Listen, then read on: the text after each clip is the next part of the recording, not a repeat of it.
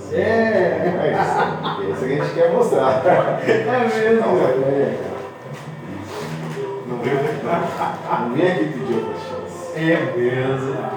Ele pedir justiça. Ele é fiel e justo. Ele é fiel. Para nos perdoar. É mesmo. Justo e eficaz, toda injustiça. Temos um advogado diante do Pai. E ele é fiel e justo para nos perdoar. Por que ele tem que ter justiça? Por que nos perdoar seria por justiça? Eu não vou fazer intervalo, então não vou Nós vamos começar em 10 segundos. Então, qual é a importância do advogado e por que o cristão precisa? Olá, boa noite a você que nos ouve pela Transversal FM. Tudo bem com você? Eu sou o Raimundo e está no ar o seu programa Momento com Deus. Hoje é segunda-feira, 10 de julho de 2019. Está tudo bem com você? Bom, hoje, se você nos acompanha pelas redes sociais, está sabendo que hoje nós vamos falar de um assunto muito interessante. Hoje nós vamos falar, pela graça de Deus, com a graça de Deus, falar sobre os dois advogados. É exatamente isso que você leu. É exatamente isso que você ouviu. Hoje nós vamos falar sobre os dois advogados. Está conosco o nosso irmão Tiago, para nos ajudar a crescer e a refletir neste pensamento, com este tema. E antes de iniciarmos, eu gostaria de perguntar a você qual é a importância de um advogado. Agora eu vou perguntar para o nosso irmão Tiago. Tiago, você conhece, serve a Deus aqui em Salto de Pirapora. Tiago, o cristão precisa de um advogado? Boa noite. Boa noite, Raimundo. Boa noite, nossos ouvintes. Sim, se a gente um dia for comparecer diante de um tribunal, diante de um juiz, seria bom nós levarmos um advogado. Porque aqui, no mundo, qualquer um que comparece diante de um tribunal, diante de um júri, de um juiz, ele precisa estar acompanhado de um advogado. Então, por que seria diferente diante do juiz dos juízes? É mesmo, Thiago. É por isso que precisamos de um advogado? Precisamos. A Bíblia é bem clara, um dia nós compareceremos. Diante de um tribunal, perante um juiz, que pode nos acusar, e seria justo nos acusar. E seria justo, seria mais do que justo. Então, sabendo da minha condição de culpado, rapaz, eu preciso de um advogado e um bom. Não é qualquer um, não. Olha, Tiago, nossa. Eu já tô...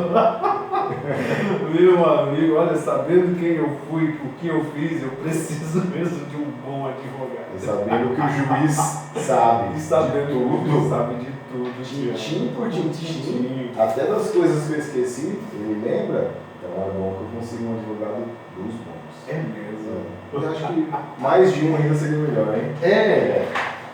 Muito bem, bom, então vamos lá, Tiago. Vamos lá. É bom a gente dar uma introduzida sobre esse assunto, indo lá para João capítulo 13. Se o Raimundo puder abrir a sua Bíblia, eu vou pedir para ele fazer uma leitura. Jesus esteve com seus apóstolos durante 3 anos. Durante 3 anos ele separou 12, dos seus discípulos, ele separou 12 para serem os mais próximos dele, para receberem a mensagem de maneira mais completa. E por 3 anos aqueles discípulos, apóstolos, viram Jesus trabalhar, viram Jesus agir, conviver, se relacionar com as pessoas, aprenderam de Jesus. E quando chega no fim de seu ministério, lá no livro de João, capítulo 13, versículo 33, Jesus ele faz uma declaração para aqueles apóstolos, para aqueles discípulos. Vou pedir para o Raimundo ler João 13, 33, por favor. Ok, Evangelho de João 13, 33. Meus filhinhos, vou estar com vocês apenas mais um pouco. Vocês procurarão por mim e, como eu disse aos judeus, agora eu digo a vocês, para onde eu vou, vocês não podem ir. Então, 3 anos, Jesus acompanhando eles, e eles sem entender muita coisa, vamos ser honestos. Quando chega no fim do ministério, Jesus fala, eu estou indo. Rapaz, isso causou um alvoroço muito grande ali entre os discípulos, entre os apóstolos. Eles ficaram meio confusos, eles ficaram alarmados, não sabiam o que fazer. E diante disso, alguns deles fazem algumas afirmações interessantes. Por exemplo, diante dessa afirmação, Pedro afirma que com certeza seguirá Jesus onde quer que ele vá, mesmo ao custo da própria vida. Quando a gente avança um pouquinho em João 13, lê para a gente 37, Raimundo, por favor. Vamos lá. Pedro perguntou: Senhor, por que não posso seguir-te agora? Darei a minha vida por ti. Olha aqui a afirmação, mostrando que ele não estava entendendo nada do que Jesus estava falando. Então, 3 anos ali e ele ainda não, eu vou contigo. Por que eu não posso ir? Quando você for, eu vou. Dou a vida se necessário. E outro discípulo, Tomé, também um pouco confuso, sem entender direito, e a gente tem que compreender esses homens, ele quer saber como pode segui-lo se nem sabe para onde ele está indo. É difícil, né? Como seguir alguém se a gente não sabe para onde ele está indo? Avançando um pouquinho, Raimundo, em João 14, versículo 5, dê para a gente, por favor, esse questionamento. Disse-lhe Tomé: Senhor, não sabemos para onde vais. Como então podemos saber o caminho? Ué, Ixi, até agora vocês não entenderam nada. Puxa vida, né? Então, avançando um pouquinho mais em João 14, 9, com tristeza, dá para a gente ver uma certa decepção nas palavras de Jesus, uma certa tristeza. Jesus faz um questionamento bastante interessante. Quer ler para a gente, João 14, 9? Vamos lá. Jesus respondeu: Você não me conhece, Filipe, mesmo depois de eu ter estado com vocês durante tanto tempo? Olha só. Quem me vê, vê o Pai. Como você pode dizer: mostra-nos o Pai? Que afirmação, Raimundo? Imagina você, 3 anos treinando alguém, 3 anos com aquelas pessoas ensinando, estando com elas, ajudando, motivando. Quando chega ao fim desses 3 anos, você olha para essas pessoas e fala: vocês nem me conhecem. É uma certa decepção. Para Jesus também foi olhar para esses homens e pensar: puxa vida, e agora? É claro que Jesus nunca, esse questionamento nunca passou na cabeça dele. Passaria no meu. Eu sou finito, com conhecimento limitado. Se eu estivesse na situação de Jesus, eu falaria: puxa, e agora? E agora? Perdido, né? O trabalho todo, o esforço foi perdido. Então, essas declarações, esse momento, deixam claro para nós que os apóstolos, eles conheciam pouco sobre Jesus, pouco sobre o coração e os propósitos de Jesus. Eles ainda não haviam entendido a mensagem, não haviam entendido o propósito de Jesus ter vindo à Terra. Então, se você for parar para pensar, a situação aqui ela é bastante preocupante. Ela é muito preocupante, porque trata-se dos agentes escolhidos a dedo para transmitir a mensagem de Jesus ao mundo. Jesus veio para esse mundo, um mundo entre milhões, talvez milhões, eu não sei a estimativa da população naquela época, mas Jesus escolhe 12. Fala: não, vocês vão ser os meus emissários, os meus embaixadores, é uma palavra usada por Paulo. Então vocês serão os meus embaixadores, falarão por mim. E aí chega nesse momento e eles não sabendo quem é Jesus. Como você se sentiria, Raimundo? Triste, certamente, Thiago. Preocupado, talvez? Preocupado também. Tanto com aquilo que eu transmiti, quanto com aquilo que chegou até eles. Né? Achando que talvez ficaria por ali, que não iria para frente. Se eu estivesse na situação, eu falaria: puxa, não tem o que fazer.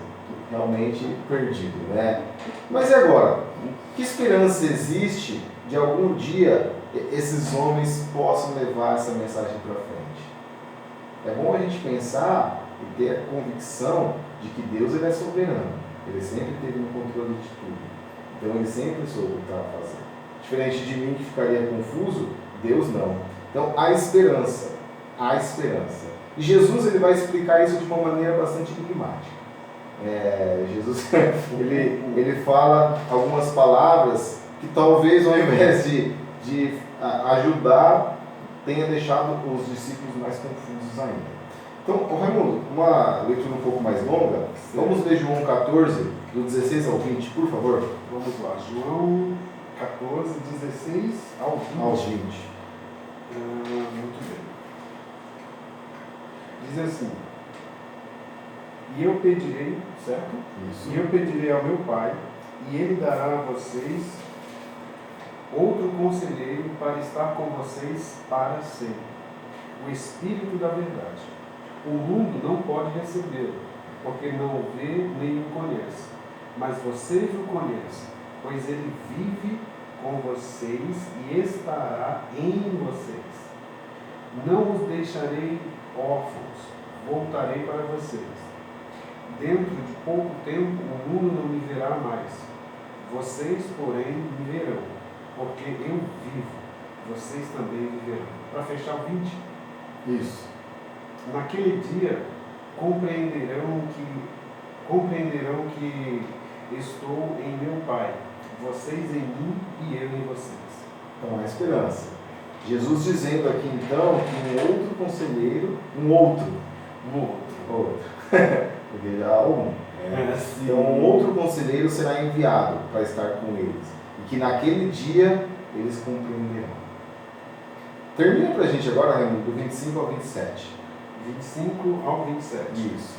Tudo isso tenho dito enquanto ainda estou com vocês, mas o conselheiro, o Espírito Santo, que o Pai enviará em meu nome, ensinará a vocês todas as coisas e fará vocês lembrarem de tudo o que eu disse. Deixo a minha paz a vocês, a minha paz dou a vocês.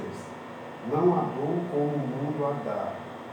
Não se perturbe o seu coração, nem tenham medo. Olha só. Então Jesus está afirmando, né, que após a sua morte, uma pessoa será enviada. Essa pessoa é chamada de conselheiro. Um conselheiro. Lá em João 16,7 diz o seguinte: mas eu lhes afirmo que é para o bem de vocês que eu vou. Se eu não for, o conselheiro não virá para vocês, mas se eu for, eu o enviarei. Então Jesus dizendo que eu preciso ir, não é que eu quero, eu tenho que ir porque o outro conselheiro precisa vir. Jesus veio para cumprir uma função, virá um outro conselheiro para cumprir uma função distinta, né? Então, em determinado sentido, Jesus ele vai ter que ir embora. Certo. Ele se vai para com o Pai. Mas em outro sentido, sua presença permanecerá. Só que agora mediada por essa pessoa que o Pai está enviando, né? Então, Jesus vai, mas ele permanece. Isso é assim mesmo. É assim mesmo. É assim mesmo. Ele vai, mas ele fica. Então, que pessoa é essa que Jesus chama de Consolador? Essa pergunta acho que já está bem clara para nós. Mas a questão é, a NVI chama de conselheiro. Conselheiro, isso. A IBB chama de ajudador. Ajudador. A NTLH chama de auxiliador. Certo. Então, olha quanta divergência de tradução para uma única palavra. Isso. E por que isso se dá, E Tiago? por que isso se dá, Raimundo? Geralmente, quando nós vemos tanta discordância em traduções, é porque a palavra original, o seu sentido, ele é muito rico para ser trazido para a nossa língua como uma única palavra. Ou nós não temos, às vezes, uma palavra realmente para expressar. Sim. Então, a ideia que ela pode significar lá no grego, ela é vertida para cá de várias maneiras. Quando você pensa no Consolador, você pensa em alguém que te consola quando você está triste, quando você se vê abatido. Certo. Quando você pensa num conselheiro, você pensa em alguém que te aconselha, alguém que você pode ouvir, que você sabe que tem um conhecimento sobre algo que pode ser útil pelo conselho. Quando você pensa em ajudador, auxiliador, alguém que está ali te apoiando, que você precisa fazer algo e não consegue sozinho, essa pessoa vai, está ao seu lado, presta assistência. Então, olha, né, cada uma tem um sentido. E o que exatamente é essa palavra, né? A verdade, Raimundo, é que uma tradução bem adequada para essa palavra seria advogado. É mesmo, Tiago. Exatamente. Porque a palavra empregada para designar aquele que representa alguém em um tribunal. Aquele que aconselha, aquele que ajuda, aquele que consola, aquele que está ao seu lado, aquele que te representa. Em determinados momentos, esse advogado, ele intercede por nós. Gemidos inexprimíveis. Ele é alguém que está ali ao nosso lado. O advogado de defesa, ele vai se colocar ao nosso lado. Ele tem empatia pelo seu cliente. Ele quer ganhar aquela causa. É o que a gente espera de um bom advogado. Sim. Ele conhece o cliente, ele tem empatia, ele quer ajudá-lo. Só que ele não vai estar lá apenas para confortar, para consolar. Às vezes ele vai ter que dizer coisas duras, às vezes ele vai ter que dizer a verdade, mas sempre tentando em favor do seu cliente, sempre tentando ajudar, sempre intercedendo em favor do cliente. Então por isso que aqui a palavra conselheiro, consolador, uma boa tradução seria advogado. Exatamente. Eu acho que essa é a ideia. E a gente deve observar que Jesus chama o Espírito Santo de outro advogado. Né? Mas peraí, Jesus. esse é o outro. E a gente vai entrar no papel dele no final da aula, se assim Deus permitir. Mas, quem então é o primeiro, Raimundo? Oi? Quem é o primeiro advogado? Quem é o primeiro advogado? Eu acho que essa pergunta é um pouco mais fácil de responder. Essa é um pouco mais fácil? Primeiro João, capítulo 2. Exatamente. Você quer abrir lá para nós? Vamos lá. Abra conosco, querido ouvinte. 1 João 2, de 1 a 2. Primeira carta de João, capítulo 2. Aí, capítulo 2, vamos ler os versículos 1 e 2. Muito bem, vamos lá. Primeira carta de João, capítulo 2, versículos 1 e 2. Meus filhinhos, olha, aqui já é magnífico, né, Tiago? Meus filhinhos, escrevam estas coisas para que vocês não pequem. Se, porém, alguém pecar, temos um intercessor junto ao Pai, Jesus Cristo, o justo. Ele é a propiciação pelos nossos pecados, e não somente pelos nossos pecados, mas também pelos pecados de todo mundo. Olha só, então aqui o primeiro advogado que nós temos é Jesus Cristo. Ele é o primeiro a interceder por nós. Certo. Ele é o primeiro a ser propiciação. Ele é justo, né? É um advogado bom, hein, nossa. Você acha que você está confortável com ele do seu lado? Muito. Vou ao tribunal sossegado, cantando. Cantando hinos. Que beleza. Então, o que a Bíblia nos diz, o que é? Jesus, ele é o nosso primeiro advogado. Ao passo que o Espírito Santo, ele é o nosso segundo advogado. E qual o papel de Jesus como advogado? Essa é uma pergunta interessante, né? O que nós esperamos de um advogado? Quando você pensa na figura de um advogado, Raimundo, o que te vem à cabeça? Alguém que defende uma causa, a minha causa, né? Exatamente. Do seu cliente. Então, a gente tem uma causa a defender, certo? A ser defendida. A ser defendida, né? Porque a gente não tem força nenhuma para defender. Felizmente. Então, a ideia é que o termo sugere a existência de um tribunal em algum lugar. A gente falou isso no começo, né? É uma espécie de corte divina, diante da qual todos nós um dia vamos nos apresentar. E a Bíblia vem claramente.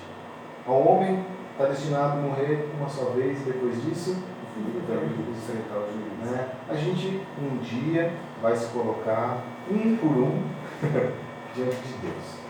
Aí eu vou estar lá, sabe? O livro de Hebreus ele cita um termo que diante de Deus a gente fica como nu, né? Então nada vai esconder, vai estar tudo à mostra. Eu claramente vou saber todos os erros, eu não vou ter como mentir, não vou ter como esconder, porque eu acho que o olhar dele para mim vai ser algo penetrante, né, Raimundo? Então a gente vai estar lá de joelhos diante dele com uma pequena lista de pecados. pequena, o que você acha? Tá bom, meu amigo. Os rolos vão se estender pelos corredores daquele tribunal. Então, a gente vai estar lá diante deste juiz. E a gente sabe que o juiz é Deus, é o Pai. Jesus também, em alguns momentos, é chamado de juiz. Mas Deus Pai vai estar lá diante de nós, e nós diante dele. Então, todos somos culpados perante o tribunal divino. Isso é claro. O livro de Romanos diz em Romanos 3, 23, porque todos pecaram e destituídos estão da glória de Deus. Então, todos nós pecamos, todos nós estamos abaixo do padrão divino. Deus tem algo que Ele espera para nós. Algo que, quando Ele nos criou, né, Ele nos criou para fazer coisas boas. E nós estamos aqui fazendo coisas que não prestam. Né? Então nós não conseguimos viver à altura do padrão divino. Isso é uma coisa que é clara. Se nós formos, como posso dizer, verdadeiros, né, ao fazer uma análise profunda dos meus atos e daquilo que Deus espera, eu vou ver que eu estou bem abaixo. Certo? Então, por exemplo, uma passagem que a gente já estudou aqui, Raimundo, foi a regra de ouro. Certo. Mateus 7,12 diz: assim em tudo, façam aos outros o que vocês querem que eles lhes façam, pois essa é a lei dos profetas. Pensando só nisso, Raimundo, quantas vezes por dia será que nós infringimos a lei do juiz? Nossa, não contava. Num único dia? Meu Deus. Quantos anos? Eu estou com 33, e você? 26. Já deu para... já deu para contrair uma certa dívida. Nossa, já contraí uma certa dívida. Então, o papel primordial de Jesus como advogado não é simplesmente ser um exemplo de comportamento. Ele é, ok? Ele é. Graças a Deus, ele é. E nem somente de apoio, embora ele seja. Porque assim, se ele for somente um exemplo para nós, só vai servir para nos mostrar quão ruim nós somos. Certo. E se ele for apenas um conselheiro que nos apoia, só vai servir para nos abraçar antes da gente ir para o inferno. Certo. Ó, vai em paz. Vai em paz. Isso, se a gente for ver, não tem serventia. Certo. Nós precisamos de algo mais. Né? Essas funções isoladas, elas não supririam a nossa necessidade. Porque o que nós precisamos é de um verdadeiro advogado. É isso que nós precisamos, um verdadeiro advogado. Então, diante de um tribunal, o que o advogado representa para o seu cliente? Diante de um tribunal, perante o juiz, o advogado de defesa, ele é o próprio cliente. É como se o cliente estivesse falando. Por quê? Geralmente o que acontece, né? O cliente muitas vezes fica em silêncio. Quem fala é o advogado. Se o advogado vai bem, o cliente vai bem. Obrigado. Se o advogado é eloquente, mas o cliente não sabe falar, o cliente é eloquente. Se o advogado vence, o cliente vence. Se o advogado perde, o cliente perde. Então esse é o papel principal de um advogado. A ideia é, o advogado vence, eu venço também. Então eu preciso de um advogado bom, preparado, que tem uma causa para defender, que tem certeza que vai ganhar. E Jesus, será que ele pode nos proporcionar tudo isso? Será se o ouvinte que nos ouve agora, Thiago, pode depositar a sua dívida nas mãos desse advogado? Acho que ele tem um bom advogado. Ele tem um bom advogado. E sabe o que é mais legal? Geralmente a gente paga um advogado. É mesmo. Nesse caso, os honorários já foram todos pagos. É mesmo. 100%. Mas nem um pouquinho eu não posso. Não tem o que oferecer. Tem que tirar essa questão. Tem que oferecer. Olha que beleza. Oferecer o que para esse advogado? Esse advogado, a gente só pede a ajuda dele e ele fala, tá bom. Porque ele gosta demais. É muito amor. E a gente vai pagar como, Thiago? Não tem como, não. Não temos como pagar. É mesmo, Thiago. Essa que é a ideia. Então, é o seguinte, né? Perante o trono, vamos tentar imaginar assim, ó. Nós lá diante de Deus, o juiz, Tiago chegou lá. Vamos colocar o Raimundo. Joga em mim. O Raimundo está lá. Raimundo está lá diante do tribunal e eu vou fazer o papel de Jesus. Tá? Então, Eu chego lá com o Raimundo no braço, diante do pai, chego pro pai e falo, pai, puxa, o Raimundo quebrou algumas leis suas essa semana. Ele de fato não cumpriu algumas promessas, ele deixou de observar algumas coisas, de fazer. Não foi muito legal com a esposa, mas sabe, ele está tendo um dia difícil, ele tirou o dente, né, tá trabalhando bastante. Por favor, pai, dá uma segunda chance para ele, por mim, eu que sou seu filho, sabe, dá uma segunda chance para ele. Geralmente essa ideia que vem à cabeça. Sim. E aí a gente pensa o quê? Um Deus olhando para o filho, pedindo, né, pelo Raimundo, e Deus vai falar, ok, meu filho, por causa de você, por sua causa, você é meu filho querido e amado, em quem me comprasse, eu vou dar mais uma chance para o Raimundo. Está concedido um favor. Está concedido um favor. Que beleza. Sabe, é o que a gente imagina. Porém, Raimundo, qual é o problema com isso? Imagina você na situação de juiz. Semana 1, estou eu aqui pedindo perdão, mais uma chance. Semana 2, estou eu aqui pedindo mais uma chance. Sim. Porque o juiz vai falar, olha, agora vai em pex mais. Vai em pex mais. E aí, quando vem na outra semana, o que eu fiz? Pequei. Você, na situação de juiz, teria algum momento que talvez você diria, esgotou aqui. agora basta. Certamente chegaria. É meio perigoso, né? Confiar nisso. Eu acho que não dá pra... É perigoso confiar. Perigoso, porque pode chegar um momento que Deus estaria sendo justo. E o advogado não poderia falar nada. Porque ele não está ganhando uma causa, ele está pedindo uma segunda chance. Ele está pedindo misericórdia. Por mais que nós precisemos. Vamos chegar nesse ponto. Sabe? Porque assim, ele está aqui simplesmente pedindo uma segunda chance. Ele não está exatamente ganhando a causa. Certo. E isso que é importante a gente pensar. Ok. Pode chegar um momento que o pai fala, cansei, agora não dá mais, sabe? E aí que entra o que Jesus faz por nós. Mas antes a gente vai ter um intervalo. Vamos ouvir uma música? E você, por favor, não saia daí, não desligue o seu rádio, não mude de frequência. A gente volta dentro de 2 minutinhos.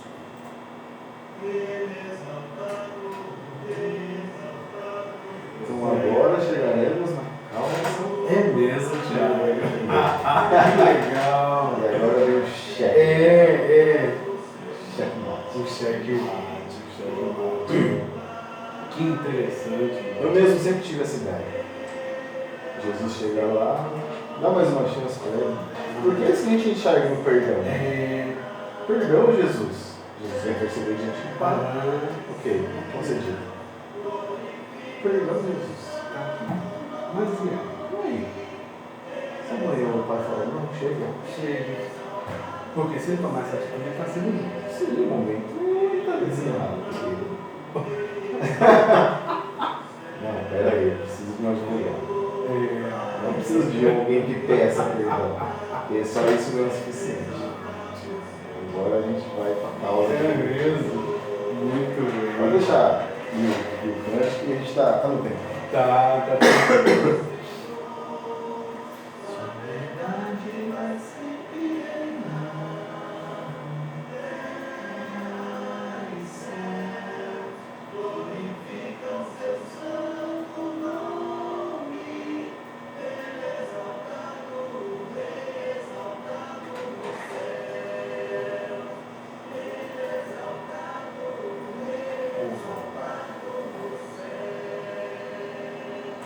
Muito bem, estamos de volta com o programa Momento com Deus. Nós estamos felizes porque Deus está nos dando essa oportunidade de falar da sua palavra. Felizes por você estar aí do outro lado, nos fazendo companhia. Muito obrigado. Obrigado a você que nos ouve em Sorocaba. A irmã Nalva sempre nos ouve. Muito obrigado pelas orações.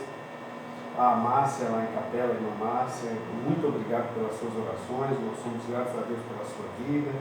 Ao Anísio, que sempre nos apresenta a Deus em oração, nosso muito obrigado. E nós estamos falando sobre os 2 advogados, uma reflexão muito interessante, muito edificante. Nós estamos aqui com o irmão Thiago. Bom, Thiago, vamos lá então. Vamos lá. Então a gente estava falando sobre aquela ideia imaginária, aquele roteiro fictício de nós diante do Pai. Certo. Então a gente deixou claro que não adianta Jesus ficar diante do Pai somente pedindo uma segunda chance, porque eu certamente irei desperdiçar. Certo. Infelizmente eu não conseguiria abraçar essa segunda chance e a partir daí não cometer mais pecado. Não conseguirei fazer isso. Então a pergunta é: qual é a causa que Jesus tem para defender? Qual é a causa? Quando Jesus se coloca diante do Pai, na verdade, Jesus não pede misericórdia nesse momento. Não é misericórdia que ele está pedindo. Só que claro que foi infinitamente misericordioso da parte de Deus enviar seu Filho para morrer por isso. Isso é misericórdia pura. Pura. Mas esse ato de misericórdia já foi concedido. A misericórdia já foi concedida. Graças a Deus, quando nós nos entregamos a Jesus, né, nas águas do batismo, confessando o seu nome, se arrependendo e daí buscando depois permanecer nesse caminho, nós já alcançamos a misericórdia. Graças a Deus. Então, portanto, Jesus não precisa ir suplicar por misericórdia, porque isso já foi feito, já foi alcançado. Nós precisamos de um advogado que defenda uma causa. E aí, Raimundo, eu vou pedir para você abrir em 1 João capítulo 1, verso 9. Versículo 9. A gente tem uma passagem bem interessante. Certo, muito interessante. Bom, primeira carta de João, capítulo 1, versículo 9. Se confessarmos os nossos pecados, Ele é fiel e justo para perdoar os nossos pecados e nos purificar de toda injustiça. Olha que texto interessante, Raimundo. Por muito tempo eu nunca parei para prestar atenção nesse texto. Mas a Bíblia diz que se confessarmos os nossos pecados, Ele é misericordioso e nos dará uma segunda chance. É isso que diz? Não. Diz que Ele é justo. Não, peraí. Deixa eu parar para pensar melhor. Por que raios cargas d'água, se eu confessar o meu pecado para Deus, é justiça Ele me perdoar? Deus não me perdoar, Ele estaria sendo injusto. Peraí, vamos pensar um pouco melhor nisso, né? Porque assim, o texto está bem claro. Certo. Não é uma segunda chance. Certo. Não. Ele perdoa por ser fiel e justo. Ok, nos perdoar seria injusto. E como assim? Como é possível uma coisa dessa? Como é possível? Sabe? A melhor maneira da gente conseguir absolvição para um cliente não é conseguir a simpatia do júri, e sim mostrar que seu cliente deve ser absolvido pela lei. Ou seja, a lei diz isso, meu cliente se enquadra nisso, portanto meu cliente está livre da condenação. Nossa, isso seria um advogado com uma causa perfeita. Certo. E é isso que nós esperamos de Jesus. E como que nós chegamos nisso? Né? O advogado, ele precisa dizer com convicção: olha,